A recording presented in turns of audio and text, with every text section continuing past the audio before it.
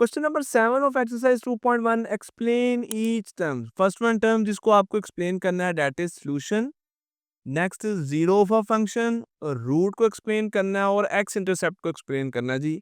आसान सी टर्म्स हैं, आए देखते हैं। फर्स्ट वन सॉल्यूशन को डिफाइन करते हैं कि भाई सॉल्यूशन क्या है। अब इसी एक्सरसाइज में आपने बार बार हमने ये वर्ड यूज किया है, solve the quadratic equation, solution of quadratic equation. तो भाई सॉल्यूशन ऑफ क्वाड्रेटिक इक्वेशन या सॉल्यूशन ऑफ इक्वेशन या किसी भी इक्वेशन के सॉल्यूशन से क्या मुराद होता है डियर स्टूडेंट्स से? तो actually solution is the most general term of the group. It refers to any values that satisfy a given equation. एक ऐसी वैल्यू जो इक्वेशन को सेटिस्फाई कर देती है। अगर मैं देसी तरीके से बताऊं तो डियर स्टूडेंट्स, कोई भी इक्वेशन जो आपके पास लिखी है उसमें जो अननोन वेरिएबल है उसकी वो वैल्यू जो इस इक्वेशन को फुलफिल करे, ट्रू कर दे, सेटिस्फाई कर दे, वो उसका सॉल्यूशन कहलाता है। यही तो काम हम करते थे, एक्स की वैल्यू निकालते थे। एक्स की दो वैल्यूज आती थी, क्वाड्रेटिक इक्वेशन थी, नो प्रॉब्लम, दो वैल्यूज आ गई। एक्चुअली वो दोनों वैल्यूज उस इक्वेशन को सेटिस्फाई भी करती हैं। एग्जाम्पल एक देखते हैं यहाँ पर।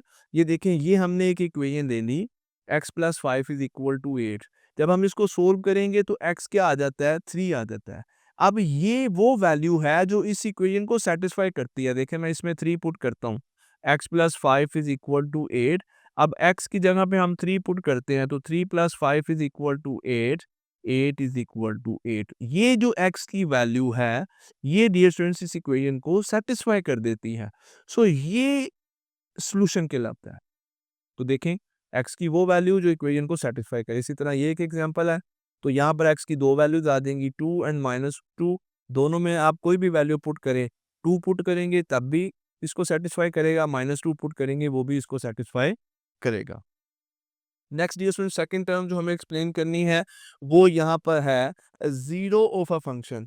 अब जीरो ऑफ अ फंक्शन से क्या मुराद होता है? अब इक्वेशन से हम थोड़ा सा बाहर आ गए हैं और अब हम आ गए हैं फंक्शन में।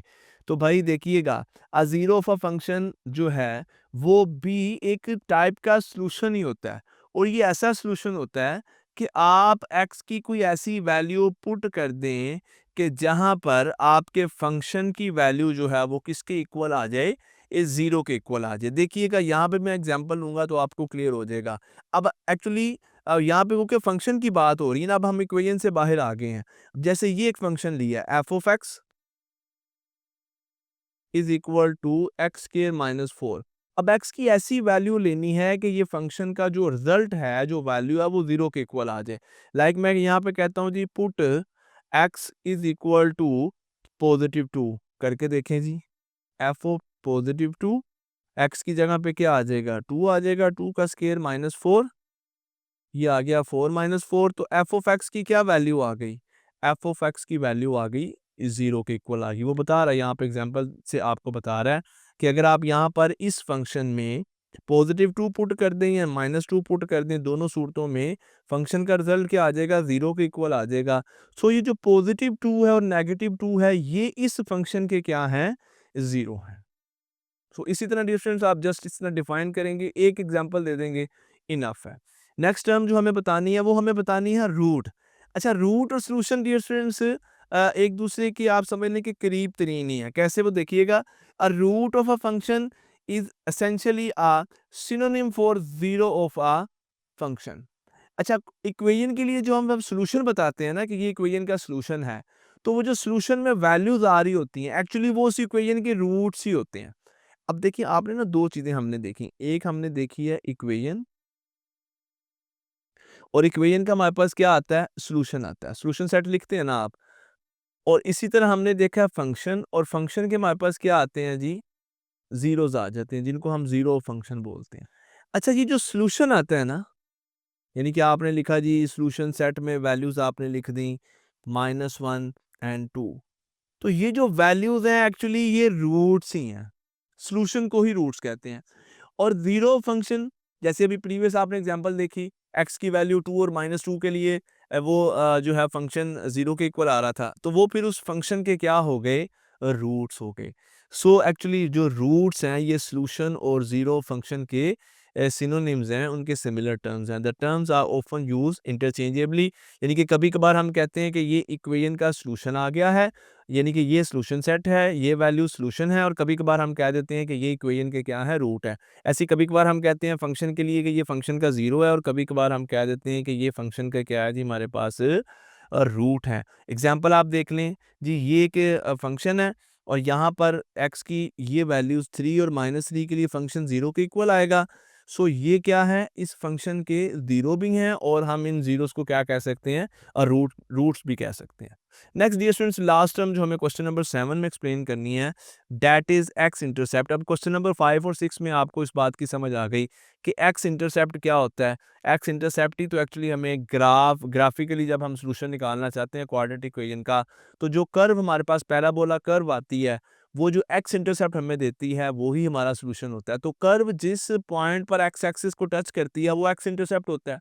अब डेफिनेशन आप कैसे लिखेंगे, आप लिखेंगे an x intercept is a graphical concept, वही बात होगी। It is the point where the graph of function और इक्वेशन क्रॉसेस और टच द एक्स एक्सिस। आप क्वेश्चन नंबर 5 और 6 में प्रैक्टिस कर चुके हैं कि जहां पर किसी भी ग्राफ के जो ग्राफ की कर्व होती है वो एक्स एक्सिस को जिस पॉइंट पर टच करेगी, तो वही पॉइंट डियर स्टूडेंट्स हमारे पास क्या होता है, एक्स एक्सिस को जिस पॉइंट पर कोई कर्व टच करती है, कोई लाइन टच करती है, वो एक्स इंटरसेप्ट होता है। So this is the value of x intercept. अगर आप कोई एग्जांपल देखना चाहते हैं तो इस तरह डियर स्टूडेंट्स आप एग्जांपल भी यहाँ पर दे देंगे। सो क्वेश्चन नंबर 7 यहाँ पे कंप्लीट हुआ। नेक्स्ट देखते हैं जी क्वेश्चन नंबर 8 भी जस्ट एक बड़ा शॉर्ट क्वेश्चन टाइप क्वेश्चन है। कहता है can a quadratic equation have more than 2 solutions. क्या किसी क्वाड्रेटिक इक्वेशन के दो से ज्यादा सॉल्यूशंस जो है वो हो सकते हैं? अगर हो सकते हैं तो देन डियर स्टूडेंट्स हमें बताना है, अगर हो सकते हैं तब भी रीजन बतानी है व्हाई एंड व्हाई नॉट, अगर नहीं हो सकते तब भी रीजन जरूर बतानी है। ओके, यदि आंसर इसका ये है कि no, not at all, a quadratic equation can not have more than 2 solutions. भाई अच्छा, अगर मैं यहाँ पर एक वर्ड यूज करूं, मैं कहूं कि क्वाड्रेटिक इक्वेशन के दो से ज्यादा सॉल्यूशंस नहीं होते या दो से ज्यादा रूट्स नहीं होते, तो अब वो देखें ना, रूट्स भी कह सकते हैं और सॉल्यूशन भी कह सकते हैं, इंटरचेंजेबल टर्म्स हैं थी। ओके, तो अब ये बात समझ आ गई। नो, हमने क्लियर कह दिया भाई कि साफ जवाब है। अगर तो क्वाड्रेटिक इक्वेशन ले रहे हो ना, उसके दो से ज्यादा रूट्स नहीं आएंगे। अच्छा, अब उसने कहा था हमें रीजन भी बतानी है, अगर होंगे नहीं होंगे रीजन बतानी, हमने कहा कि नहीं है, हम रीजन बता देते हैं। रीजन ये है कि ये मैथ का एक फंडामेंटल रूल है, ये थ्योरम ऑफ अलजेब्रा है। क्या? कि जिस पोलिनोमियल की जो डिग्री होती है, जिस इक्वेशन में जो पोलिनोमियल यूज हो रहा है उसकी जो डिग्री है, उसी के अकॉर्डिंग उतनी जो डिग्री है, अगर n डिग्री है तो रूट्स या सॉल्यूशन भी क्या होंगे, n ही होंगे। और आप जानते हैं क्वाड्रेटिक इक्वेशन में पोलिनोमियल की डिग्री क्या होती है, 2 होती है। वेरिएबल की मैक्सिमम पावर क्या होती है, 2 होती है। अगर डिग्री 2 है तो सॉल्यूशन भी कितने आएंगे, 2 आएंगे। आपको क्यूबिक इक्वेशन ले लें जिसमें x वेरिएबल 3 होगा, तो फिर आप देखेंगे कि वहां पे सॉल्यूशन 3 आ रहे होंगे। अगर x की पावर 4 होगी किसी इक्वेशन में, तो वहां पर फिर सॉल्यूशन भी 4 आएंगे। तो डियर स्टूडेंट्स, जब क्वाड्रेटिक इक्वेशन की बात करते हैं तो x की मैक्सिमम पावर 2 है, 2 से ज्यादा नहीं हो सकती। इसीलिए यहाँ पर जो सॉल्यूशंस भी हैं वो क्या आते हैं, 2 आते हैं, 2 से ज्यादा नहीं आते। तो हमने आंसर भी दे दिया और रीजन भी यहाँ पर बता दी है। Question number 9 of exercise 2.1, plane for the rectangular ice skating rink that is 30 metre by 60 metre. Dimensions जो है हमें बता दी गई हैं एक आइस स्केटिंग रिंग की। Have to revise to double the area. और ये जो डायमेंशंस बताई गई हैं, इस रिंग का जो एरिया है उसको डबल करना है by adding strips of the same width to a side and and add of the area from a rectangle. Find the width of the strips. देखिए, एक 30 मीटर बाय 60 मीटर का dear students हमारे पास rectangular एक ice skating rink है, उसके area को double करना है। और वो एरिया डबल कैसे किया जाएगा कि उसके साइड्स में स्ट्रिप्स जो है वो ऐड की जा रही हैं। हमें उन स्ट्रिप्स की विड्थ जो है वो बतानी है। What are the dimensions of the playground, no. और अब जब एरिया डबल हो जाएगा फिर उस वक्त उसकी डायमेंशंस क्या होंगी। अभी तो डायमेंशंस ये हैं 30 मीटर बाय 60 मीटर, ये लेंथ और विड्थ है। फिर उसके जब एरिया डबल हो जाएगा फिर डायमेंशंस क्या होंगी, ये हमें फाइंड करना है। सो आए सॉल्यूशन स्टार्ट करते हैं। इंफॉर्मेशन गिवन क्या है हमें यहाँ पर, डायमेंशंस गिवन है। डायमेंशंस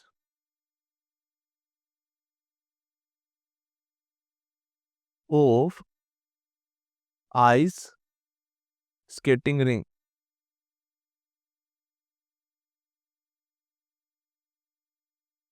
For dimensions हैं जी 30 by 60 मीटर। अच्छा, अगर हम यहाँ से एरिया निकाल लें इन डायमेंशंस के साथ, area of ice skating rink is equal to, तो dear students obviously 30 by 60 length multiply by width is equal to 1800 और यूनिट इसके आ जाएंगे स्क्वायर मीटर। ठीक है, ये इन डायमेंशंस के साथ है।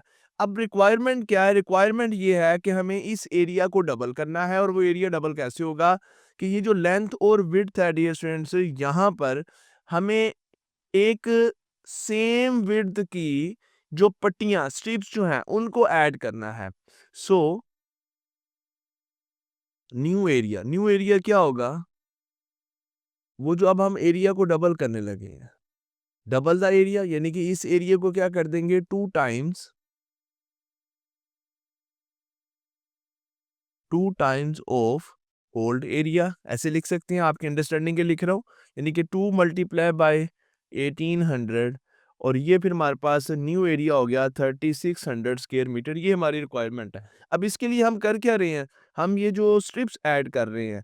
सो लेट कर लेते हैं जी, लेट, और उन स्ट्रिप्स की जो विड्थ है वो सेम है, let x is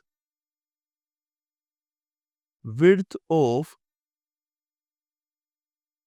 strips to be added। अब ये x जो विड्थ की स्ट्रिप्स हैं ये इन डायमेंशंस में ऐड की जा रही हैं, यानी कि लेंथ में भी ऐड की जा रही हैं। अब न्यू डायमेंशंस क्या हो जाएंगी, और विड्थ में भी डियर स्टूडेंट्स ये जो स्ट्रिप्स हैं ये ऐड। देखिए इस बात को समझें, लेट्स सपोज ये 30 by 60 का एक रेक्टेंगुलर हमारे पास जो है ये प्ले ग्राउंड है। मैं मिसाल देके समझा रहा हूँ। ओके, अब ये इसकी लेंथ है, ये विड्थ है। अब करना है क्या, इसका एरिया डबल करना है। एरिया डबल कैसे होगा भाई, एरिया डबल करना है तो हमें लेंथ को भी ज्यादा करना होगा और विड्थ को भी क्या करना होगा, ज्यादा करना होगा। कुछ ऐसा ही हमें काम करना होगा। कहता है वो जो लेंथ और विड्थ ज़्यादा कर रहे हैं वो एक्चुअली हम ऐसा कर रहे हैं कि यहाँ पर स्ट्रिप्स को ऐड कर रहे हैं। इसकी लेंथ में भी स्ट्रिप्स को ऐड कर रहे हैं और विड्थ में भी स्ट्रिप्स को ऐड कर रहे हैं, तभी तो विड्थ भी ज़्यादा हो जाएगी और लेंथ भी ज़्यादा हो जाएगी। तो अब फिर हम ऐसा करते हैं कि इनकी जो न्यू डायमेंशन हो जाएंगी, हम कहेंगे जी एक्स विड्थ की स्ट्रिप्स हमने लेंथ में भी ऐड कर दी हैं, और एक्स विड्थ की स्प्लिट जो स्ट्रिप्स हैं वो हमने विड्थ में भी ऐड कर दी हैं। 30 प्लस एक्स हो गया, 60 प्लस एक्स हो गया। देखिए यहाँ मैं ऐड कर रहा हूँ, ये हमारे पास न्यू डायमेंशंस जो हैं वो आ जाएंगी। ओके, अब इन न्यू डायमेंशंस के साथ एरिया हमारे पास क्या है, ये है। तो अगर मैं इनको मल्टीप्लाई करूँ, new area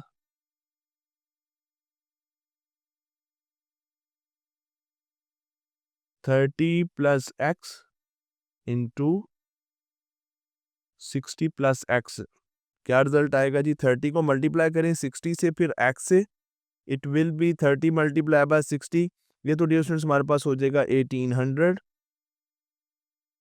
then 30 multiply by x it will be 30x। अब x को मल्टीप्लाई करते हैं 60 और x से, फिर ये हो जाएगा जी 60x प्लस एक्स स्क्वायर, और एरिया हम जो है हमारे पास न्यू जो है वो 3600 है। हमने ओल्ड एरिया को क्या करना है, डबल कर देना है। तो अब आप देखिए हमारे पास एक क्या बन रही है डियर स्टूडेंट्स, एक क्वाड्रेटिक इक्वेशन बन रही है। इसको सिंप्लीफाई करते हैं, फिर इसको सोल्व करते हैं, सिंप्लीफाई। एक्चुअली यहाँ पर आप देखेंगे दोनों सिमिलर टर्म्स हैं, ये ऐड हो जाएंगी। So it will be 3600 is equal to 1800 plus 90x plus x square। अब आपको पता है कि अगर इसको हमें सोल्व करना है for the value of x, तो हमें इसको डियर स्टूडेंट्स स्टैंडर्ड फॉर्म में लिखना होगा। तो चले मैं फिर नेक्स्ट पेज पे जाता हूँ और डियर स्टूडेंट्स इसको स्टैंडर्ड फॉर्म में लिखते हैं। स्टैंडर्ड फॉर्म में लिखने के लिए हम 3600 को इस साइड पे ले आएंगे। सो इट विल बी, इस साइड पे 0 रह जाएगा, 1800 था, यहाँ पे 60x है, 60x और 30x 90x था, 90x प्लस एक्स स्क्वायर, और जो 3600 अदर साइड से आया वो यहाँ पर आकर नेगेटिव हो जाएगा। तो एट द एंड हमारे पास रह गया जी एक्स स्क्वायर, ये माइनस का 3600 और प्लस का 1800 है, इट विल बी माइनस 1800 हो जाएगा और प्लस का 90x इज इक्वल टू 0, तो बस इसको अरेंज कर लें, x square plus 90x minus 1800 is equal to 0, जो कि अब हमारे पास स्टैंडर्ड फॉर्म है। अब इसको सोल्व करना है, तो इसको सोल्व कैसे करेंगे जी डियर स्टूडेंट्स, ऐसा करते हैं हम इसको क्वाड्रेटिक फार्मूले से सोल्व कर लेते हैं। x is equal to minus B plus minus B square minus 4ac, ये स्क्र रूट में है, इट्स डिवाइडेड बाय 2। मैं वैल्यूज पुट कर रहा हूँ, देखिएगा जी, b यहाँ पे 90 है, so minus 90 plus minus B square minus 4 into ए इंटू सी, यहाँ पे क्या है जी 1800 है। क्वाड्रेटिक फार्मूला को कैसे यूज करना है इसी एक्सरसाइज के क्वेश्चन में डियर स्टूडेंट्स आप जो है वो कर चुके हैं। ये 2a आता है, तो 2a यहाँ पर 1 है, so it will B minus 90 plus minus 90 का स्क्वायर जी हमारे पास आ जाएगा 8100 आ जाएगा, और ये माइनस और ये माइनस का 18 है, सी की वैल्यू जो है ये माइनस का 18 है। ओके, माइनस 4ac होता है, तो माइनस ये माइनस 4 के साथ है a, और ये c भी नेगेटिव है, तब इनको मल्टीप्लाई करेंगे, ये 90 का स्क्वायर 8100 माइनस माइनस प्लस 1800 को 4 से मल्टीप्लाई करते हैं तो 7200 आ जाएगा, और it's divided by 2। Okay, minus 90 plus minus 8100 में 7200 ऐड करते हैं, it is 8 and 7 15 1500 15300 and it's divided by 2। अब देखें दो वैल्यूज आ रही हैं, एक मरतबा प्लस के साथ ले लेते हैं, एक मरतबा माइनस के साथ ले लेते हैं, सो इसको इसका स्क्वायर रूट भी सोल्व कर लेते हैं जी। माइनस 90 प्लस माइनस 15 300 का स्क्वायर रूट सोल्व करते हैं, जो इस पॉइंट में वैल्यू आ रही है तो कोई मसला नहीं है, 123.69 ओवर 2। अब ऐसा करें, ये एक वैल्यू प्लस के साथ ले लें, एक मरतबा ये वैल्यू क्या ले लें जी माइनस के साथ ले लें, सो मैं यहाँ पे कर देता हूँ जी x is equal to minus 90 plus 123.69 divided by 2, या फिर x is equal to minus 90 minus 123.69 over 2। इनको डियर स्टूडेंट्स सोल्व करेंगे, अगर इस एक्सप्रेशन को सोल्व करते हैं 123 में से ये सब्ट्रैक्ट हो जाएगा और 2 को पे डिवाइड करेंगे तो 16.85 मीटर हमारे पास एक रिजल्ट आता है, और यहाँ पर दोनों वैल्यू नेगेटिव हैं, दोनों को ऐड करेंगे डियर स्टूडेंट्स 213 हो जाएगा, 213 को डिवाइड करेंगे 2 पे तो 106.85 आ जाएगा जी, 106.85, लेकिन ये माइनस के साइन के साथ आएगा क्योंकि ये दोनों माइनस की वैल्यूज हैं, ऐड करेंगे तो माइनस में ही रिजल्ट आएगा। अब ये x है क्या, x तो हम विड्थ हमने लेट की हुई थी, और लेंथ और विड्थ जो है, डिस्टेंस जो है, लेंथ कभी भी नेगेटिव नहीं होती है, सो अब हम इस वैल्यू के साथ चलेंगे, ये वैल्यू हम इग्नोर कर देंगे। Now x is equal to 16.85 metre, तो यही डियर स्टूडेंट्स हमें विड्थ बतानी थी स्टेप्स की। उसके बाद कहता है what are the dimensions of the playground, no, कहता है फिर अब प्लेग्राउंड की डायमेंशंस क्या हो जाएंगी, तो ओके न्यू डायमेंशंस हमने पहले ही बताई हैं कि जी न्यू डायमेंशंस क्या हैं। न्यू डायमेंशन हमारे पास थी 30 plus x and 60 plus x, तो भाई इसे एक्स की वैल्यू फाइंड कर दें, पुट कर दें x की वैल्यू 30 प्लस 16.85 एंड 60 प्लस 16.85, तो न्यू डायमेंशन जी हमारे पास आ गई, ये तो आ गई 46.85 एंड 76.85, और इन डायमेंशंस को अगर आप मल्टीप्लाई करते हैं तो फिर वही न्यू एरिया हमारे पास आता है जो कि हमने यहाँ पर 3600 लेके चले थे। ओके जी, लास्ट क्वेश्चन है इस एक्सरसाइज का, क्वेश्चन नंबर 10 है, if a car has an initial speed of 20 metre per second and a constant acceleration of 2 metre per second square, determine the amount of time it's take to travel 145 metre, use this relation. Actually अब ये देख के आपको statement ऐसे लग रहा है कि जैसे शायद हम फिजिक्स का न्यूमेरिकल तो नहीं सोल्व करने लगे हैं, तो बिल्कुल डियर स्टूडेंट्स फिजिक्स के न्यूमेरिकल टाइप ही क्वेश्चन है। लेकिन यहाँ पर हमारे पास जो इक्वेशन बनेगी वो क्वाड्रेटिक इक्वेशन बनेगी। कैसे? तो आइए देखते हैं जी। जो इन्फॉर्मेशन हमें गिवन है सबसे पहले तो वो लिख लेते हैं। हमें यहाँ पर वैल्यू गिवन है इनिशियल स्पीड की। It's clear that the initial speed को वी आई से डिनोट करते हैं।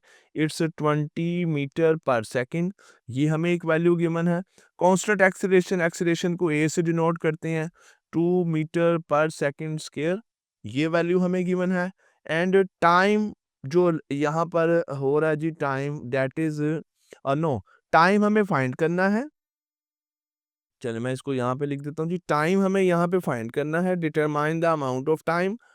और डिस्टेंस उसने बता दिया है। It takes to travel 145 metre. S की वैल्यू बता दी है, डिस्टेंस से शो करते हैं 145 metre.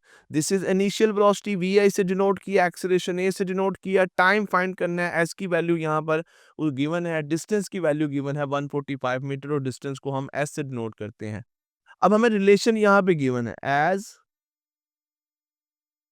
It is given that S is equal to VIT plus half AT 1/2 AT squaring. ये एक्चुअली जो है आपके पास इक्वेशन ऑफ मोशन की सेकंड इक्वेशन है। S is equal to VIT plus half AT square. अभी आपने यहाँ पर जस्ट वैल्यूज पुट करनी है। S की क्या वैल्यू है जी 145, VI की क्या वैल्यू है 20, T हमें फाइंड करना है plus 1/2 as it is. A की क्या वैल्यू है 2, टी स्केयर, टी तो हमें फाइंड करना है तो T square as it is आ जाएगा। ओके डियर स्टूडेंट्स, यहाँ पे टी टू को कैंसिल करेगा। 145 is equal to 20 t plus t square. ये तो सिंपल आपके पास जो है एक क्वाड्रेटिक इक्वेशन जो है बन गई है। तो मैं इसको स्टैंडर्ड फॉर्म में लिख लेता हूँ जी। T square plus 20 T minus 145 is equal to 0। अब इस इक्वेशन को आपको सोल्व करना है। तो भाई इस ऐसी इक्वेशंस जहाँ पे हमें मेंशन ना हो कि किस मेथड से सोल्व करना है, तो वहाँ पे आप क्वाड्रेटिक फॉर्मूला से सोल्व कर लें। सो क्वाड्रेटिक फॉर्मूला से इसको अगर हम सोल्व करते हैं, सो जी यहाँ पर ए क्या है 1। अच्छा, अब ये एक बात यहाँ पे देख लें, स्टैंडर्ड फॉर्म होती है ना x square plus a x square plus b x plus c is equal to 0। तो ऐसा नहीं है कि वेरिएबल एक्स ही आएगा, वेरिएबल वाई भी आ सकता है, वेरिएबल जी भी आ सकता है, वेरिएबल एम भी आ सकता है, वेरिएबल टी भी आ सकता है। ये देखें टी स्क्वायर देन टी फिर कांस्टेंट। तो ये स्टैंडर्ड फॉर्म है। यहाँ पर ए 1 है टी स्क्वायर का कोफिशिएंट, बी जो है लिनियर टर्म 20 टी का कोफिशिएंट जो है ये है, और सी हमारे पास कांस्टेंट है जो कि है -145। ये वैल्यूज भाई अब आप पुट कर दें क्वाड्रेटिक फार्मूला में। चले मैं कोशिश करता हूँ जी इसी पेज पे ही इसको कंप्लीट कर दूं। सो यहाँ पर एक बॉक्स बना लेते हैं जहाँ पे मैं क्वाड्रेटिक फार्मूला की मदद से इस इक्वेशन को जो है वो सोल्व कर देता हूँ। ये लें जी। Now x is equal to minus B plus minus B square minus 4ac, ये स्केयर रूट में आएगा, ओवर 2a। मैं वैल्यूज पुट करता हूँ जी। -20 प्लस माइनस बी स्केयर 20 का स्केयर -4 इंटू ए इंटू सी क्या है जी माइनस का 145 है, and it's divided by 2a, 2 as it is, और a की जगह पर उसकी वैल्यू 1 आ गई। सो ये आ गया जी -20 प्लस -20 का स्केयर क्या होता है जी 400, माइनस माइनस प्लस हो जाएगा, 4 को 1 से मल्टीप्लाई किया 4, फिर 144 से मल्टीप्लाई किया तो रिजल्ट आ गया 580 लाइक दिस ओवर 2। मैं तो चाह रहा था इस एक पेज पे ही कंप्लीट हो जाए, नेक्स्ट पेज पे जाना ही पड़ेगा, नो प्रॉब्लम। चलें, हम जो है वो अपने रिजल्ट के बिल्कुल करीब पहुंचने वाले हैं। 400 प्लस 580 ये हो जाएगा जी 980, हो जाएगा हमारे पास स्क्वायर रूट 980। और 980 का स्क्वायर रूट जब आप सोल्व करेंगे तो फिर डियर स्टूडेंट्स हमारे पास अगेन जो है वो डेसिमल पॉइंट में वैल्यू आती है, डेसिमल 31.30 आता है। ओके, तो अब मैं इस वैल्यू को लेके जो है ना वो नेक्स्ट पेज पे जा रहा हूँ जी। और ये वैल्यू हमारे पास आ रही है जी x is equal to -20 plus minus, देखिएगा जी ये वैल्यू है 980 का स्क्वायर रूट, तो ये आ गया जी 31.30 अप्रोक्सीमेटली। It's divided by 2। अब एक वैल्यू आप प्लस के साथ ले लें, -20 प्लस 31.30 डेसिमल पॉइंट को क्लियर होना चाहिए 2 और एक वैल्यू डियर स्टूडेंट्स फिर हम जो है वो माइनस की, यानी कि ये प्लस माइनस है तो एक प्लस के साथ एक माइनस के साथ ले लेते हैं जी। -20 -31.30 डिवाइडेड बाय 2, इनका रिजल्ट आ जाएगा जी हमारे पास x इज इक्वल टू 31 में से 20 माइनस किया 11.30 डिवाइडेड बाय 2 और x इज इक्वल टू -20 और -31.30 है तो जी दोनों वैल्यूज नेगेटिव है, ऐड हो जाएंगी, माइनस का 51.30 आ जाएगा, इट्स डिवाइडेड बाय 2।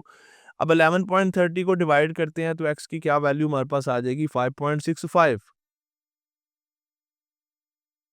और यहाँ से x की क्या वैल्यू आएगी जी माइनस का 25.65 25.65 अब x है क्या, x भाई अमाउंट ऑफ टाइम है और टाइम नेगेटिव तो नहीं हो सकता, एटलीस्ट रियलिटी में तो नहीं होगा, शायद किसी मूवी में हो जाए। बहरहाल इस वैल्यू को फिर हम इसको मैंने क्यों कर दिया जी, इसके आगे हमें इग्नोर लिखना है कि ये वैल्यू जो है ये हम इग्नोर कर देंगे क्योंकि टाइम जो है वो नेगेटिव नहीं होता। आप ये रीज़न लिख भी सकते हैं और ये वैल्यू डियर स्टूडेंट्स फिर हम एक्सेप्ट कर लेंगे, then x is equal to 5.65 seconds और ये ही डियर स्टूडेंट्स हमारा आंसर है, रिजल्ट है फॉर द क्वेश्चन नंबर 10।